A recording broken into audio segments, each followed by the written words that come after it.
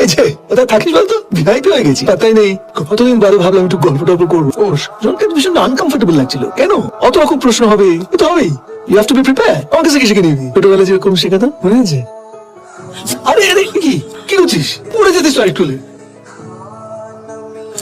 বড় হয়ে গেছিস। So behave like one.